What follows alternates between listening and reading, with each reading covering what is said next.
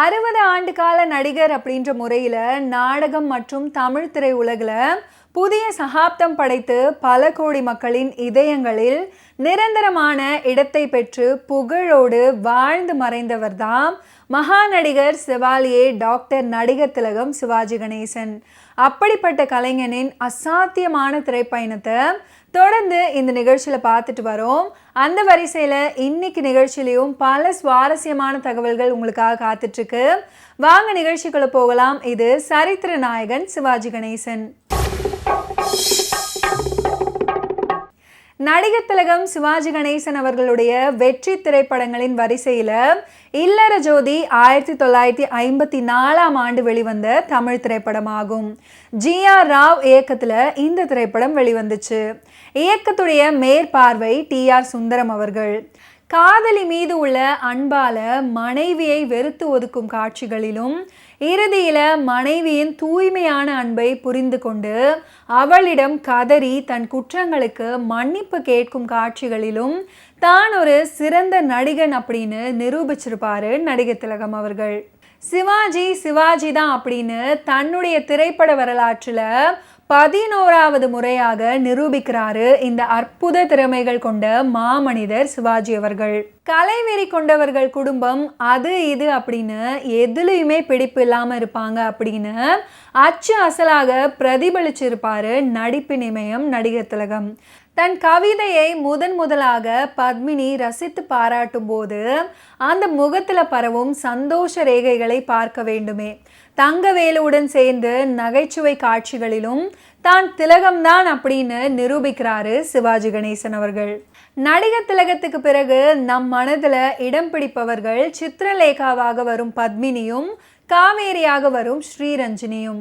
நல்ல கலாரசிகையாக பத்மினி நடிகர் திலகத்திடம் கொஞ்சம் கொஞ்சமாக காதல் வயப்படுவதும் அதை தட்டி கேட்கும் மோகனான அசோகனை அலட்சியப்படுத்துவதும் ஸ்ரீரஞ்சினி நடிகர் திலகத்தை விட்டு தரும்படி கெஞ்சும் போது விட்டு கொடுத்தால் காதல் போய்விடுமே அப்படின்னும் விட்டு கொடுக்காவிட்டால் பழி பாவத்திற்கு ஆளாக வேண்டுமே அப்படின்னும் இரண்டு மனநிலைகளில் குழம்புவதும் கணவனின் உயிருக்காக ஸ்ரீரஞ்சினி மன்றாடும் போது தன் நிலைமையை எண்ணி எரிமலை போல் வெடித்து குமுறுவதும் நடிகை பத்மினியின் சிறந்த நடிப்பாற்றலுக்கு உதாரணம்.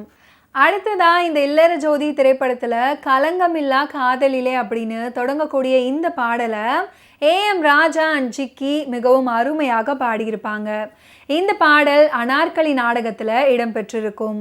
கலங்கமில்லா காதலிலே இந்த பாடலில் அழகு சலீமாக பத்மினி கூட சேர்ந்து நம் உள்ளங்களை கவர்ந்திருப்பாரு நடிகர் திலகம் சிவாஜி அவர்கள்.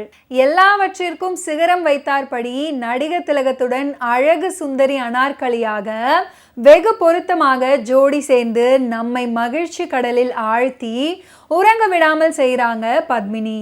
ராஜா மான்சிங்கிடம் தன் காதலை விட்டு தர முடியாது அப்படின்னு ஆத்திரம் பொங்க கூறும் போதும் ஒரு சிப்பாயாக தன்னை ஏமாற்றிய சலீமின் மீது பாயும் பாய்ச்சலிலும் தான் நாட்டியத்தில் மட்டுமல்ல நடிப்பிலும் பேரொளி என்று நிரூபிக்கிறாங்க பத்மினி. நடிகர் திலகத்துக்கு சரியான இணை பத்மினி. பாத்திரத்தை புரிந்து கொண்டு பட்டையை கிளப்பினாங்க பத்மினி.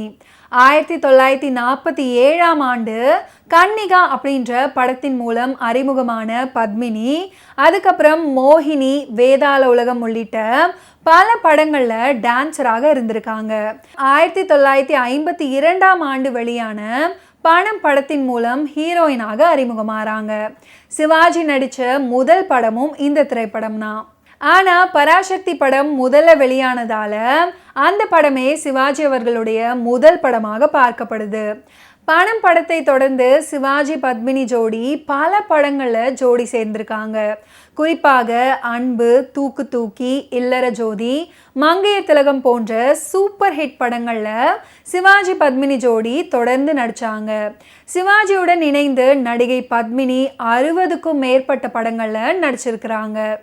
பராசக்தியில குணசேகரனுடைய தங்கை கல்யாணியாய் நம் நெஞ்சில நிலைத்தவர் இல்லற ஜோதியில இல்லற ஜோதியாக வெளுத்து வாங்குறாங்க ஸ்ரீரஞ்சினி. இவங்களுக்கு இத்தகைய வேடம் அல்வா சாப்பிடுவது போல. குடும்ப பாங்கான முகம் வேற இந்த பாத்திரத்துக்கு வலுவும் சேர்க்குது. தன் கணவனை விட்டு விடும்படி பத்மினி கிட்ட மன்றாடும் போது கல்லையும் கரைய வைக்கிறாங்க அவங்க ஆக்டிங் மூலம். கணவன் காலடியில் குழந்தையை போட்டு இதைவிட சிறந்த கலை கிடையாது அப்படின்னு வாதாடும் கட்டம் அற்புதம். இவர் சிரித்து பாடும் அபூர்வ பாடல் காட்சியும் இந்த படத்துல இருக்குது. ஒவ்வொரு காலகட்டத்திலையும் அழுவாச்சி கேரக்டர்களுக்குனே தனி நடிகைகள் இருப்பாங்க. அதாவது சோகமான துன்பமான காட்சிகளில் நடிப்பதில் சிறப்பு பெற்றவங்க. பிற்காலத்தில் சவுகா ஜானகி, சரிதா போன்றவங்க அப்படி பார்க்கப்பட்டாங்க. இவங்களுக்கு முந்தையவங்க தான் ஸ்ரீரஞ்சினி. தெலுங்கு படத்தில் பிஸியாக நடிச்சிட்டு இருந்த ஸ்ரீரஞ்சினியை பராசக்தி படத்தில் சிவாஜி அவர்களுக்கு தங்கை கல்யாணியாக நடிக்க அழைத்து வந்தாங்க இயக்குனர்கள் கிருஷ்ணன் பஞ்சு. தமிழ் சுத்தமாக தெரியாத ஸ்ரீரஞ்சினி முதல்ல நடிக்க மறுத்தாங்க. ஆனால் கதைப்படி கல்யாணி கேரக்டர் எப்போதுமே துன்பத்தில் தவிக்கும் ஒரு கேரக்டர் அப்படின்றதுனால ஸ்ரீரஞ்சினியை விட்டால் வேறு யாருமே அந்த கதாபாத்திரத்துக்கு பொருத்தமாக இருக்க மாட்டாங்க அப்படின்னு அவங்களுக்கு தமிழ் வசனங்களை தெலுங்குல எழுதி கொடுத்து நடிக்க வச்சாங்க. பராசக்தி திரைப்படம் வெற்றி பெற்றதை தொடர்ந்து தமிழ் படங்களில் நடிக்க ஆரம்பித்தாங்க. அதுக்கப்புறம் ராஜி என் கண்மணி, மூன்று எழுத்து, இரத்த கண்ணீர், இல்லற ஜோதி போன்ற சில படங்களில் நடித்தாங்க. பராசக்தி படத்தில் சிவாஜிக்கு தங்கையாக நடித்தவங்க இல்லற ஜோதி படத்தில் அவருக்கு ஜோடியாக நடிச்சிருக்கிறாங்க. குமாரி அப்படின்ற படத்தில் எம்ஜிஆருக்கும் ஜோடியாக நடிச்சிருக்கிறாங்க. இந்த இல்லற ஜோதி திரைப்படத்தில் மோகனாக அசோகன் இளமையாக வர்றாரு. வில்லனா இல்லை நல்லவனா அப்படின்னு கொஞ்சம் குழப்பமான ஒரு கதாபாத்திரம். நடிகர் திலகத்துடைய தந்தையாக டனால் தங்கவேலு மிஸ்டேக் அப்படின்னு அடிக்கடி சொல்லி நம்மை விலானோக சிரிக்க வைக்கிறாரு. நடிகர் திலகத்துக்கு தந்தையாக அவர் அந்த இளம் வயதில் பணம் படத்துக்கு பிறகு நடிச்சிருப்பாரு. அவர் மனைவியாக CK சரஸ்வதி வழக்கத்துக்கு மாறாக நல்ல பெண்மணியாக தங்கவேலுவுக்கு மனைவியாக நடிச்சிருக்கிறாங்க. அன்பு படத்துக்கு அப்புறம் அனார்கலி ஓரங்க நாடகம் இந்த படத்தில் இடம்பெற்று இன்னை வரைக்கும் அனைவரது நெஞ்சங்களிலும் நீங்கா இடம்பெற்று திகழ்கிறது. KK சவுந்தர் என்ற குணச்சித்திர நடிகர் இந்த படத்தில் இடம்பெறும் அனார்கலி நாடகத்தில் ராஜா மான்சிங்காக நடித்து மிகவும் புகழ் பெற்றார். மற்றும் KK பெருமாள், திருப்பதி சாமி, கொட்டாப்புளி, ராமாராவ் ஆகியோரும் இந்த படத்தில் நடிச்சிருக்கிறாங்க. துணிச்சலான கதை, அதை அற்புதமாக கையாண்டிருக்காரு இயக்குனர் GR ராவ். அதுவும் அந்த காலத்திலேயே. இயக்கம் மேற்பார்வை மாடர்ன் தியேட்டர்ஸ் அதிபர் TR சுந்தரம். பின்னாட்களில் பாலச்சந்தர் அவர்கள் இயக்கி பெரும் வெற்றி பெற்ற சிந்து பைரவி படத்துக்கு இந்த படம் முன்னோடி அப்படின்னே சொல்லலாம். இந்த இல்லற ஜோதி திரைப்படத்தில் மனோகராக நடிகர் திலகம் சிவாஜி கணேசன் அவர்கள் அற்புதமாக நடிச்சிருப்பாரு. மனைவிக்கும் காதலிக்கும் இடையே திண்டாடும் பரிதாப பாத்திரம் நடிகர் திலகத்துக்கு.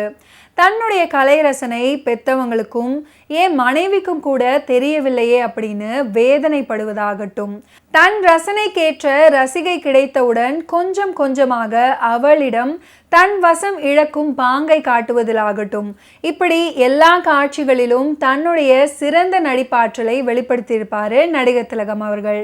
ஓகே வியூவர்ஸ், இன்னைக்கு நிகழ்ச்சியில் நடிகர் திலகம் சிவாஜி அவர்களுடைய திரைப்பயணத்தில் நடந்த நிறைய இன்ட்ரெஸ்டிங்கான விஷயங்களை நம்ம பார்த்து தெரிஞ்சுக்கிட்டோம். தொடர்ந்து அடுத்தடுத்த எபிசோட்ஸில் சந்திப்போம். நன்றி, வணக்கம்.